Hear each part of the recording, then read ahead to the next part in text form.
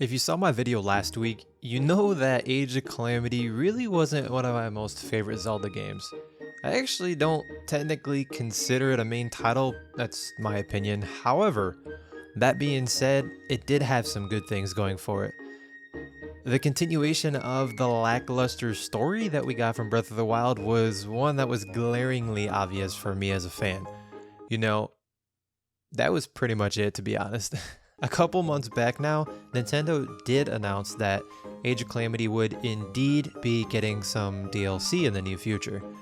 I don't know if it's just me, but it legit feels like Nintendo is playing with my emotions on purpose. Don't get me wrong, I was super excited for the announcement of Skyward Sword HD, as well as the new Amiibo for the game, but that just wasn't enough for the Zelda blood running through these veins.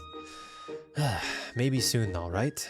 With no Zelda news or Age of Calamity news in general, it definitely leaves the internet with countless opportunities to predict what might happen in the future. So I guess that's a positive. I'm D-Rock with Zelda Theory, and in today's video, let's talk about what I'd like to see as far as DLC for Age of Calamity when it does eventually drop in the coming weeks. Let's do it. This right here, wow. I cannot tell you how much it annoys me for a game to have the issue of frame drops. This was so blatantly obvious in Age of Calamity to the point where I literally could not continue playing the game. As a fan, it is so frustrating, especially in a Zelda game for me, that you get so excited to play another entry in the series or a Hyrule Warriors spin-off title that is pretending to be relevant. You get to play as your favorite champion, and in the heat of the moment, the game decides to skip. You see how annoying that is? It's even heavily apparent in Breath of the Wild. You remember Korok Forest, Rito Village, some of the most iconic and beautiful areas in the entire game, just completely ruined. I encountered this so many times in Age of Calamity. Literally right when you first boot up the game and get to play as Link, everything is fine until a horde of bokoblins just flies in to attack you.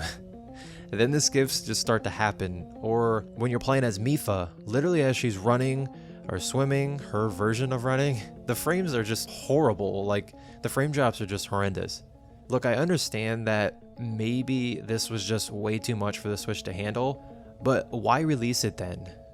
Like, wait to put this on the Pro that's eventually going to come out, you know what I mean? I'm of the fan base personally where I 100% do not mind waiting for a game as long as it's worth the wait, you feel me? Take the extra time to make it great. Take the time to produce a quality product. I hope I wasn't the only one that this issue with the frames happened to. If that's the case, well, I guess my first want or prediction is completely pointless then. By the way, if you didn't already know, I made a Patreon account. And if you want access to an exclusive Zelda podcast, as well as access to Patreon specific posts, check it out if you have found value in this video or in my channel as a whole. There will be a link in the description below this video. Special shout out to my friends Jessica, Jeremy, The Rebellion, Boston Boot Girl, Gabe, and user SMKAIAL for your financial support over on Patreon. Much love, guys. Aster was one of the very few things that Age of Calamity did right. He was so mysterious. Who is Aster? Like, what is his purpose? Is he at all connected to the legit Zelda timeline? Honestly, who knows what the Zelda timeline is, right? If so, how does he fit in? What is his role in the timeline? Is he at all relevant? These are all questions that were left unanswered in Age of Calamity. The fact of the matter is, nobody really knows who the heck this guy is, let's be honest. I don't even think Nintendo knows. Oh boy, there's still so much we don't know about Aster's life before the events of Hyrule Warriors Age of Calamity. There are some fantastic theories out there, and if you haven't yet, be sure to check out Zeltic's video on the matter, as well as Hyrule Gamers. I'll link those below so you can show some love over there after this video.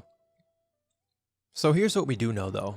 Aster was born and raised, and yes, we're going to get into a little bit of theory here, some lore.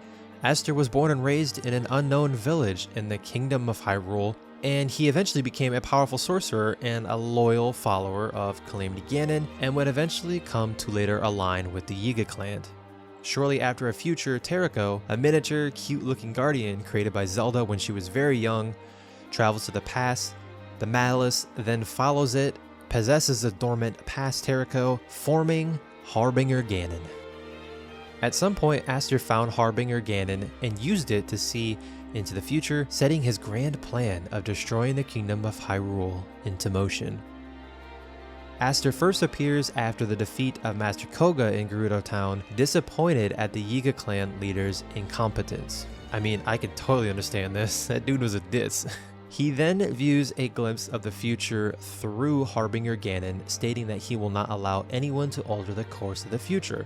Seems like a pretty loyal guy, right? Aster then makes himself known to the champions during their visit to the Lost Woods, where he summons Malice clones of the champions, called Hollows, to attack them.